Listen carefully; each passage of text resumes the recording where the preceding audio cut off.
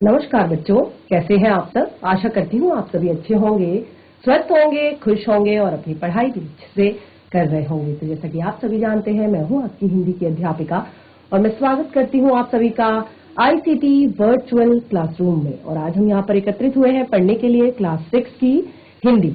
Class 6 की हिंदी में हम पढ़ रहे हैं अपनी सेकेंड बुक बाल राम कथा, और जिसमें हमारा पाठ चल रहा है दंडक वन में 10 वर्ष। यानी कि अब भगवान राम जो है 14 वर्ष के वनवास पर हैं और वो चित्रकूट से भी निकल चुके हैं, क्योंकि चित्रकूट में अभी तक जितने भी नगरवासी हैं या पूरी सेना जो है चित्रंगिणी सेना, तीनों माताएं, भ्राता और जितने भी गुरुजन हैं वो सब राम से मिल चुके हैं। तो राम को ये डर है कि अब कहीं न कहीं ये सब लोग कभी न कभी मुझसे मिलने आते रहेंगे, सत्ता के बारे में, राज्य के बारे में प्रश्न पूछते रहेंगे, सवाल जवाब करते रहेंगे। तो इससे मेरे राज्य की सत्ता में हस्तक्षेप इसे माना जाएगा। तो उनका बिल्कुल भी इस तरह का कोई काम करने का मन नहीं था। तो उन्होंने कहा कि अब हमें चित्रकूट से चले जाना चाहिए। तो इस तरह से वे चित्रकूट से निकलकर दंडक वन में पहुंच गए। दंडक वन में उन्होंने जो आपका पर्णकुटी एक वहां पर बनाई दंडक वन में भी। और क्योंकि ये दंडक वन भी बहुत ज्यादा भयानक था, बहुत बड़ा था, बहुत ही घना था, तो यहाँ पर भी राक्षसों की कोई कमी नहीं थी। यहाँ पर भी राक्षस जो है ऋषि मुनियों को परेशान करते थे, उनके यज्ञ को भंग करते थे, उनकी एक तरह से तपस्या को भंग करते थे और उनके यज्ञ में हड्डियां डाल देते थे, उन्हें परेशान करते थे, उन्हें मार डालते थे। तो बहुत सारे ऋषि मुनि, बहुत सारे तपस्वी जो इस वन में थे वो बहुत ज्यादा परेशान थे और राम के आने से वो बहुत खुश हुए और उन्होंने राम को अपनी सारी पीड़ाएं बताई, वो हड्डियों का ढेर दिखाया जो राक्षसों ने ऋषियों का बनाया हुआ था, दिखाया कि देखो कितने सारे ऋषि जो है अभी तक राक्षसों के हाथों से मृत्यु को प्राप्त हुए हैं। तो राम ने एक एक करके सभी राक्षसों का वहां पर भी वध किया और इस तरह से अब दंडक वन भी खुशहाल रहने लगा। लेकिन क्योंकि राक्षस जितने भी थे ये मायावी थे। मायावी यानी कि जैसे मैंने आपको बताया कि वो कभी भी किसी का भी रूप धारण कर लेते थे। कभी हिरण का रूप धारण कर लिया, कभी पक्षी का रूप धारण कर लिया, कभी मनुष्य का रूप धारण कर लिया या कभी किसी जानवर का रूप धारण कर लिया। तो इस तरह से वो हमेशा बच जाते थे। तो ऐसे ही यहाँ पर एक बार इस वन में घूमती हुई शूर्पणखा नामक राक्षसी जो है वो आई, और क्योंकि उसने दूर से ही राम को देखा और उसने दूर से ही राम मोहित हुई, तो उसने राम से कहा कि मैं आपसे विवाह करना चाहती हूँ। तो राम ने कहा कि ये जो बैठी है ये मेरी पत्नी है सीता, यानी कि मेरा विवाह पहले से ही हो चुका है, तुम लक्ष्मण के पास जाओ। तो लक्ष्मण ने भी मना कर दिया, फिर राम के पास भेजा, फिर लक्ष्मण के पास, फिर राम के पास। और इस तरह से वो बहुत ज्यादा चिढ़ गई, बहुत ज्यादा गुस्सा हो गई और उसने क्या किया, सीता पर झपट्टा मारा। उसने कहा कि राम मुझसे इसी के कारण विवाह नहीं करना चाहते हैं, क्योंकि लक्ष्मण ने तो कहा कि मैं राम का दास हूं और अगर तुम मुझसे विवाह करोगी तो तुम्हें भी दासी बनना पड़ेगा, तुम्हें भी राम की सेवा करनी पड़ेगी। तो तुम, इससे अच्छा है कि तुम राम से ही पूछ लो। तो बार बार इस तरह की बातें जब हुई तो वो बहुत ज्यादा चिढ़ गई और उसने सीता पर हमला कर दिया और इससे लक्ष्मण को गुस्सा आ गया और लक्ष्मण ने उसके नाक कान काट दिए। और उसके बाद खरदूषण का वध हुआ। उसके बाद ये सारी बातें लेकर राक्षस जो है रावण के पास गए। रावण को प्लानिंग जो वहां पर राक्षस था उसने बताई कि किस तरह से हमें राम, क्योंकि राम की शक्ति जो है वो अपार है, राम को हराना मुश्किल है, राम को मारना मुश्किल है। तो इसके लिए आपको एक काम करना पड़ेगा कि राम के प्राण जहां बसते हैं आपको उसी सीता का अपहरण कर लेना है। और राम, जो रावण है वो खुश हो गया। उसने कहा ठीक है, वो सीता का अपहरण करने गया, लेकिन रास्ते में उसे मारीच मिला। किसका पुत्र था मारीच? मारीच किसका पुत्र था? मारीच पुत्र था ताड़का का। जब शुरुआत में आपने देखा होगा कि राम ने ताड़का वन में ताड़का का वध किया था, उस टाइम पे राम ने मारीच के साथ भी युद्ध किया था और उसे इतनी दूर समुद्र में ले जाकर फेंका था कि वो वापस नहीं आ पाया और अब भी मारीच जो है राम की शक्तियों से परिचित था। तो रावण को जब रास्ते में मारीच मिला तो उसने कहा कि आप सीता का अपहरण मत कीजिए, क्योंकि ये जो चीज है, यानी कि सीता का जो अपहरण करना है, ये विनाश का कारण हो सकता है, ये विनाश को आमंत्रण देना हो सकता है, क्योंकि ये राम की शक्तियों से वो बहुत अच्छे से परिचित था। तो उसने रावण को किसी तरह से मना लिया और रावण को सीता का अपहरण करने से रोक लिया। लेकिन अब क्या हुआ, रावण जब लंका वापस फिर से लौट गया तो थोड़ी देर बाद वहां पर शूर्पणखा आती है। कौन आती है? थोड़ी देर बाद वहां पर शूर्पणखा आती है और वो विलाप करती है, चीखती चिल्लाती है और रावण को पूरी घटना की जानकारी देती है। लेकिन उसने शूर्पणखा को सुना, रावण को धिक्कार रही थी, फटकार रही थी, उसके पौरुष को ललकार रही थी। यानी कि वो कह रही थी कि तुम कैसे भाई हो, तुम कैसे भाई हो जो अपनी बहन की रक्षा नहीं कर सकते, तुम कैसे भाई हो जो अपनी बहन के अपमान का बदला नहीं ले सकते। तो इस तरह से वो रावण को बार बार फटकार रही थी, धिक्कार रही थी, दुत्कार रही थी और उसने रावण के पौरुष को ललकारते हुए कहा, उसने रावण के पौरुष को ललकारते हुए कहा कि तेरे महाबली होने का क्या लाभ। अपने भाई से कहा कि तेरे महाबली होने का क्या लाभ, तेरे रहते मेरी ये दुर्गति हुई है, तेरा ये बल किस दिन के लिए है, तू किसी को मुंह दिखाने लायक नहीं रह गया है। यानी कि तू अपने बहन की रक्षा नहीं कर सकता, तू अपनी बहन पर हुए इस अत्याचार का बदला नहीं ले सकता, तो तेरी ये शक्ति किस दिन के लिए है, तेरे होते हुए मेरी ये दुर्गति हुई है, तो तू तो किसी को मुंह दिखाने लायक ही नहीं रहा। अब शूर्पणखा ने राम और लक्ष्मण के बल की प्रशंसा की।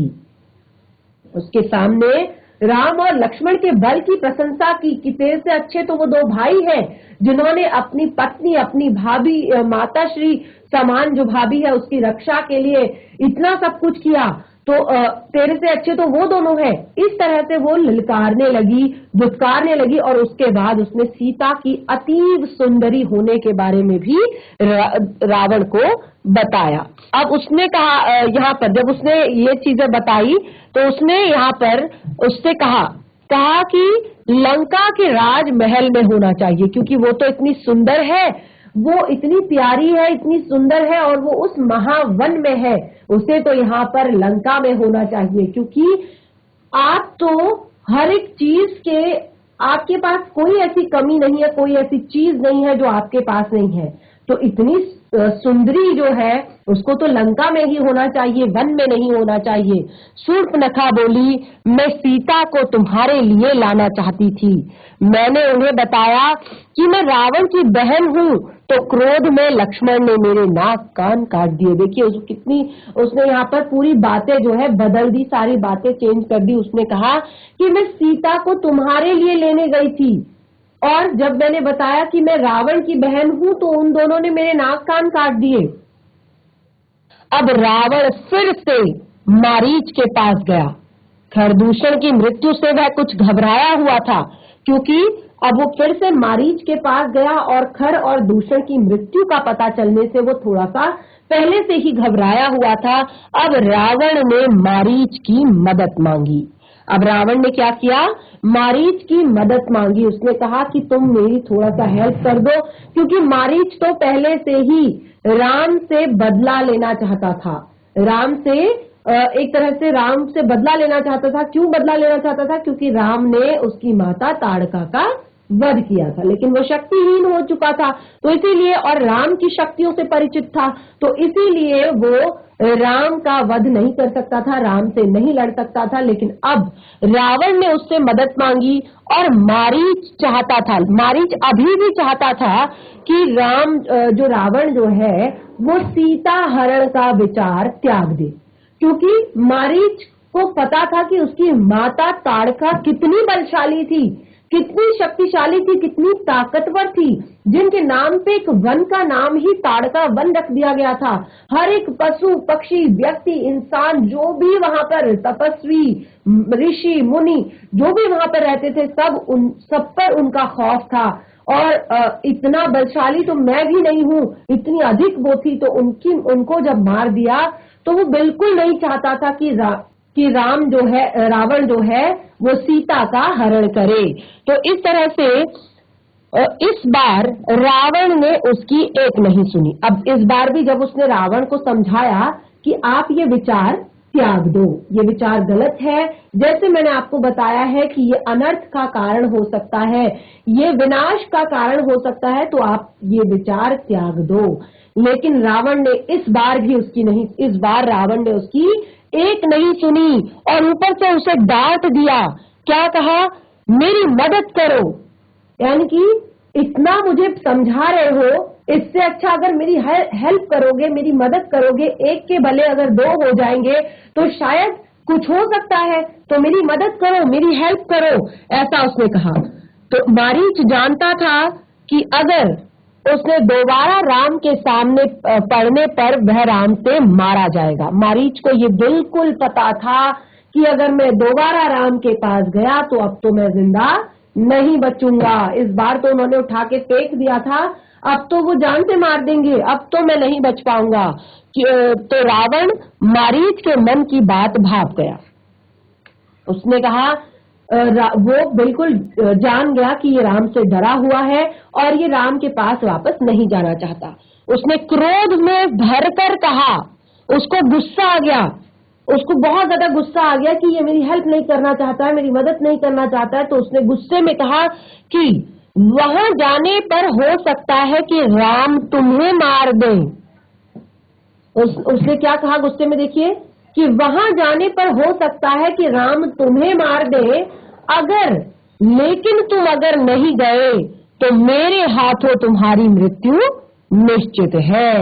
उसने कहा वहां पर जाकर तो तुम्हारा यह है कि एक बार के लिए तुम बच भी सकते हो, जरूरी नहीं कि मारे ही जाओगे, लेकिन अगर नहीं गए तो मेरे हाथ से तो तुम्हारी मृत्यु निश्चित है। विवश होकर मारीच को रावण का आदेश मानना पड़ा। रथ पर बैठ गया। मारीच पंचवटी पहुंचे दोनों। कुटी के निकट आकर मायावी मारीच ने सोने के हिरण का रूप बना लिया। अब जैसे ही कुटी के निकट आया, ठीक है, जो पंचवटी थी उसके निकट आया, पंचवटी में कुटी बनी हुई थी, पर्णकुटी, उसके नजदीक आए तो वहां पर जो मायावी मारीच था उसने सोने के हिरण का रूप बना लिया। सोचिए कितना सुंदर लगता होगा वो सोने का हिरण, बिल्कुल गोल्डन कलर का चमकदार सोने का हिरण। तो उसने सोने के हिरण का रूप धारण कर लिया और कुटी के आसपास घूमने लगा। रावण एक पेड़ के पीछे छिपा था, उसने तपस्वी का वेश धारण कर लिया था। रावण जो है वो एक पेड़ के पीछे छिपा हुआ था और उसने एक तपस्वी का वेश धारण कर लिया था, और जो मारीच था उसने हिरण का रूप धारण कर लिया था। अब जब सीता ने उस हिरण को देखा, क्योंकि वो कुटी के आसपास ही घूम रहा था, सीता कुटी में थी, तो सीता ने जब उस हिरण को देखा तो सीता उसकी सुंदरता पर मुग्ध हो गई। सीता को वो हिरण बहुत ही सुंदर लगा, बहुत ही प्यारा लगा, और उन्होंने राम को उसे पकड़ने को कहा। उन्होंने राम से कहा कि आप मेरे लिए वो हिरण पकड़ दीजिए। अब राम को हिरण पर संदेह था, क्योंकि वो जो वन था पूरा, वो एक तरह से राक्षसों से भरा हुआ वन था। तो राम को हिरण पर संदेह था कि कहीं ये जो हिरण है ये भी कोई मायावी राक्षस ना हो। ये क्योंकि इतना सुंदर हिरण और वो भी सोने का हिरण वन में इस तरह से, अगर सच में ये होता तो राक्षस तो इसे कब के मार चुके होते। तो ये इस तरह से राम को थोड़ा सा उस पर डाउट था, थोड़ा सा संदेह था कि वन में सोने का हिरण कैसे हो सकता है।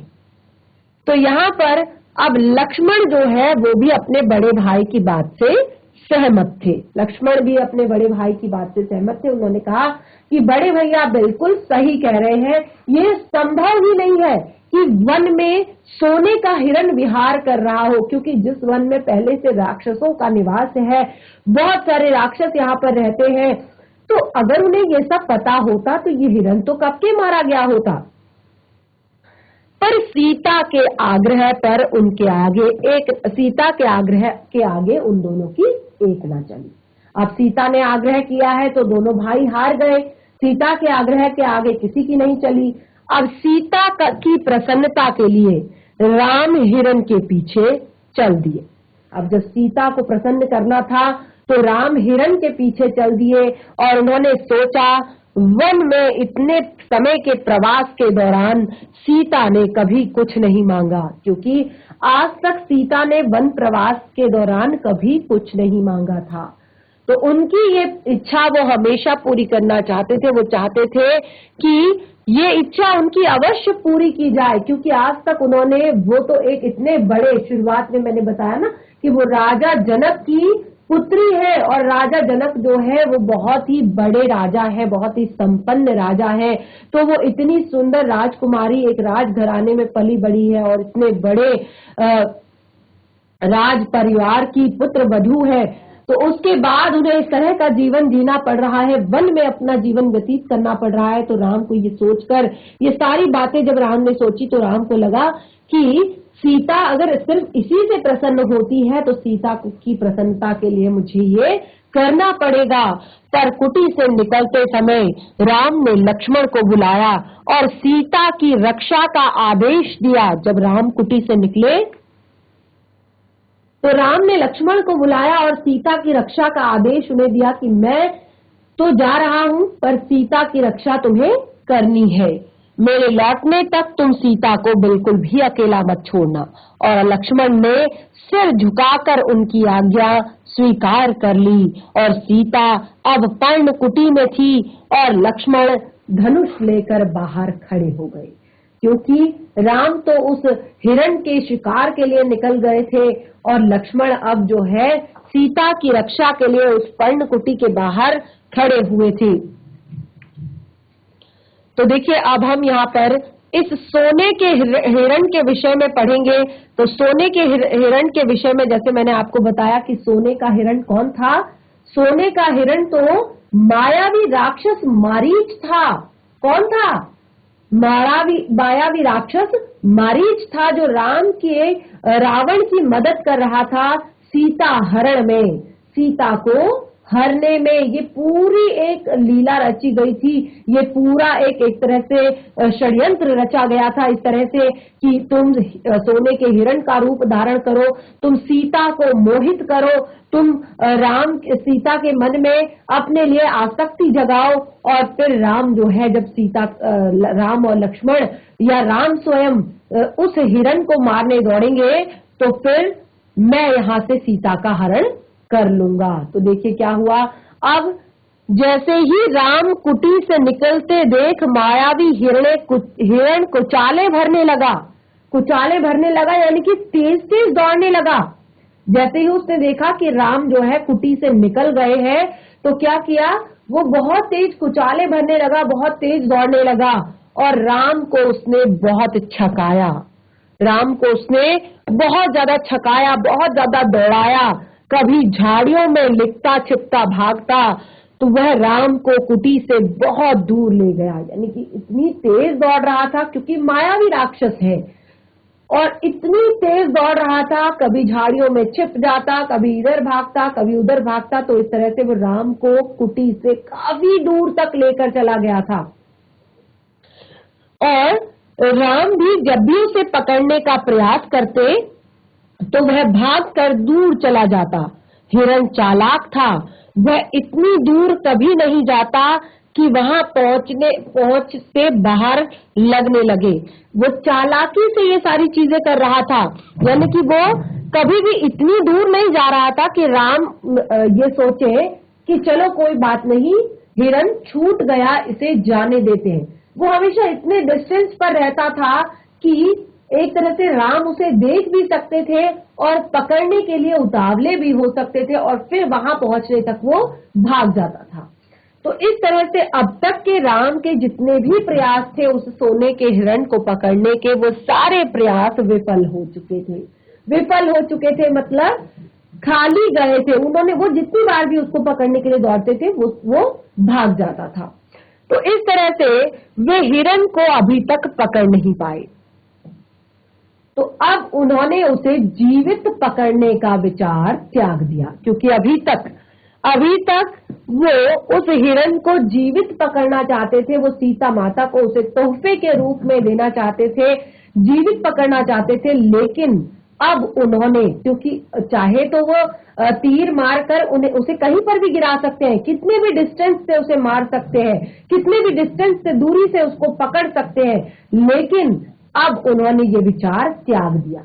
अब उन्होंने कहा कि अब मैं इसको जिंदा नहीं, अब मैं इसको एक तरह से अब जीवित पकड़ने का विचार त्याग दिया। अब उन्होंने कहा मैं इस पर निशाना साधूंगा, चाहे ये कितनी भी दूरी पर हो, और इसको मैं उठा लूंगा। धनुष उठाया, निशाना साधा और एक बाण उस पर छोड़ दिया। उन्होंने तुरंत ही धनुष उठाया, निशाना साधा और एक बाण उस पर छोड़ दिया। बाण लगते ही हिरण धरती पर गिर गया। जैसे ही बाण उसे लगा तो हिरण धरती पर गिर गया, और धरती पर गिरते ही मारीच अपने असली रूप में आ गया, क्योंकि अब उसको बाण लग चुका था, राम का बाण लग चुका था। मारीच ने माया से केवल अपना रूप नहीं बदला, आवाज भी बदली हुई थी, और वो आवाज जो है राम जैसी बना ली थी। वो बहुत चालाक था, उसने केवल अपना रूप नहीं बदला, उसने अपनी आवाज भी चेंज की और वो आवाज बिल्कुल राम जैसी कर ली। और उसने, जैसे ही वो चिल्लाया, उसने क्या कहा पता है आपको? उसने कहा, जैसे ही वो धरती पर गिरा तो वो जोर से चिल्लाया, हाय सीते, हाय लक्ष्मण। देखिए कितना चतुर है वो, कितना चालाक है। उसने कहा, हाय सीते, हाय लक्ष्मण। ध्वनि ऐसी थी कि जैसे बाण राम को ही लगा हो, यानी कि उसने इस तरह की ध्वनि निकाली अपने मुख से जैसे वो बाण मारीच को नहीं बल्कि राम को लगा हो, और राम सहायता के लिए पुकार रहे हो। ऐसा लग रहा था जैसे राम सीता और लक्ष्मण को सहायता के लिए पुकार रहे हो। बाण का प्रहार गहरा था, जो बाण था उसका प्रहार गहरा था, क्योंकि काफी दूरी से निशाना साधा गया था। तो देखिए जितनी दूरी से निशाना लगेगा वो उतनी स्पीड से बाण आएगा और उतनी स्पीड से उसको लगेगा। तो जो घाव था वो काफी गहरा था और मारीच उसको ज्यादा देर तक सहन नहीं कर पाया, छटपटाता रहा और जल्दी ही उसके प्राण पखेरु उड़ गए, जल्दी ही वो मृत्यु को प्राप्त हुआ। अब रावण एक विशाल वृक्ष के पीछे छिपा था, क्योंकि वो पंचवटी थी और उस पंचवटी में काफी बड़े बड़े विशाल वृक्ष थे। तो उस विशाल वृक्ष के पीछे छिपकर रावण ये सारे जो नजारे वहां पर हो रहे थे कि किस तरह से सीता ने राम से कहा कि मुझे ये सोने का हिरण चाहिए, वो सारी चीजें देख रहा था पहले से। तो अब वो बहुत ज्यादा प्रसन्न था, क्योंकि उसकी चाल जो है बिल्कुल उसी तरह से चल रही थी जैसे उसने सोचा था। अब उसकी चाल सफल हो चुकी थी। मारीच ने अपनी भूमिका बहुत अच्छे से निभा ली थी, यानी कि उसने राम को धोखे में रखकर काफी दूर जंगल में वो जाकर ले गया ताकि राम को वापस आने में काफी ज्यादा समय लग जाए। और दूसरा, उसने इस तरह की आवाजें निकाली है कि लक्ष्मण और सीता जो है वो डर जाएं और वो राम की मदद के लिए लक्ष्मण को भेज दें। अब तक सब कुछ वैसा ही हुआ था जैसा उसने सोचा था। अब तक सारी चीजें वही हो रही थी जो रावण अपने घर से सोचकर आया था कि किस तरह से उसने सीता का हरण करना है। अब उससे राक्षस अकंपन की बात याद आ गई। अब जैसे ही उसने ये सारी चीजें सुनी तो उसको अकंपन की बात याद आ गई। सीता का हरण हो तो राम के प्राण निकल जाएंगे। उसने ये पक्का, उसके मन में ये बात आई कि अगर सीता का हरण हो जाएगा तो राम के प्राण अपने आप ही निकल जाएंगे, क्योंकि राम जो सबसे अधिक प्रेम यहाँ पर करते हैं तो वो सीता से करते हैं, और सीता ही उनकी यहाँ पर सबसे प्रमुख जिम्मेदारी है, क्योंकि वो सीता को लेकर वन में आए हैं। तो इस तरह से अब वह बिल्कुल, उसको वो सारी चीजें याद आ गई और वह उसने सोचा कि वह निशक्त हो जाएंगे, यानी कि वो शक्तिहीन हो जाएंगे। निशक्त यानी कि बिना शक्ति के निशक्त हो जाएंगे, और वह अगले चरण की तैयारी में जुट गया। अब अगला नेक्स्ट स्टेप क्या लेना है? एक स्तर उसने कंप्लीट कर लिया अपनी सोच से, अपनी बुद्धि से, कि कैसे राम को जो पंचवटी है उससे दूर भेजना है, कि इतनी दूर भेजना है कि राम वापस घर आने में काफी टाइम उन्हें लग जाए। और दूसरा, ऐसी आवाजें उससे निकलवाई कि लक्ष्मण और सीता दोनों डर जाए, और सीता जबरदस्ती लक्ष्मण को वन भेज दे कि वो राम को देखने जाए। तो ये दोनों चालें उसकी यहाँ पर लगभग कंप्लीट हो चुकी थी, यानी कि एक स्टेप जो था कि अब लक्ष्मण भी सीता को छोड़कर वन जाएंगे राम को ढूंढने के लिए, यही होने वाला है। तो ये सोचकर अब उसने अगले चरण की तैयारी की कि नेक्स्ट स्टेप क्या होगा, कि सीता को कैसे सीता को पंचवटी से बाहर निकाला जाए, कैसे पर्णकुटी से बाहर निकाला जाए और उसको अपने रथ पर बिठाया जाए। अब देखिए, मारीच की पुकार राम ने सुनी। जब मारीच की पुकार राम ने सुनी, क्योंकि राम तो पास में ही थे, उन्होंने तो धनुष छोड़ा था, तो वह समझने में उनको बिल्कुल भी देर नहीं लगी, और कुछ ऐसा करूं कि सीता और लक्ष्मण भी परेशान होकर मुझे ढूंढने आ जाए। तो उनको समझने में बिल्कुल देर नहीं लगी कि पुकार की क्या मंशा थी, यानी कि पुकार की असली मंशा क्या थी, किस वजह से ये पुकार की गई थी। अब मायावी मारीच की पूरी चाल उनके सामने खुल गई। हिरण जानबूझकर भागता रहा उनकी कुटिया से उन्हें दूर ले जाने के लिए, और यह षड्यंत्र का अगला चरण विफल करना चाहते थे। वो चाहते थे कि एक चरण तो कंप्लीट हो चुका है, लेकिन अब मैं दूसरा चरण कंप्लीट नहीं होने दूंगा, मैं दूसरा चरण पूरा नहीं होने दूंगा, यानी कि मैं सीता और लक्ष्मण को परेशानी में नहीं डालूंगा। इससे पहले कि हिरण जो है, इससे पहले कि वहां कुछ गलत हो जाए उन दोनों के साथ, मुझे पर्णवटी में, पंचवटी में पहले पहुंचना होगा। तो उनकी चाल में तेजी आ गई। अब जब वो वापस जा रहे थे तो उनकी चाल में तेजी आ गई, वो काफी तेज चलने लगे, काफी तेज वो दौड़ने लगे। और इस तरह से देखिए आगे अब क्या होता है, किस तरह से जो है रावण सीता का हरण करता है, वो पूरी कहानी हम यहाँ पर सुनेंगे, पूरी कथा हम सुनेंगे। और देख सकते हैं आप यहाँ पर इस तरह से जो मारीच है उसने स्वर्ण हिरण का रूप धारण किया था। ये सारी सुंदर तस्वीरें जो है आपकी पाठ्य पुस्तिका में दी गई है। तो यहाँ पर देखिए, अब वह मायावी पुकार सीता और लक्ष्मण ने भी सुनी, क्योंकि उसने जानबूझकर ये सारी बातें की थी। उसने जानबूझकर जोर से चिल्लाया था, और उसने जानबूझकर सीता और लक्ष्मण का ही नाम लिया था। और अब जो है वह मायावी पुकार सीता और लक्ष्मण ने भी सुनी, और जैसे ही ये आवाज लक्ष्मण के कानों में गई तो वो तत्काल उस रहस्य को समझ गए राम की तरह, क्योंकि उनको राम पर भगवान से भी ज्यादा भरोसा था। लक्ष्मण को राम पर, देखिए राम तो थे ही भगवान, साक्षात विष्णु का अवतार थे, लेकिन क्योंकि मनुष्य रूप में थे, लेकिन फिर भी लक्ष्मण जो थे उनको अपने भाई राम पर भगवान से भी ज्यादा भरोसा था कि मेरे भाई राम इतने ज्यादा पराक्रमी है, इतने ज्यादा बलशाली है, इतने ज्यादा बुद्धिमान है कि उनको इस संसार में कोई नहीं हरा सकता। तो फिर लक्ष्मण जो है इस बात को तत्काल समझ गए राम की तरह कि यह कोई मायावी राक्षस है जो हमें परेशान करना चाहता है, जो सीता को परेशान करना चाहता है, जो राम को जानबूझकर हमें परेशानी में डालने के लिए इतनी दूर लेकर गया है।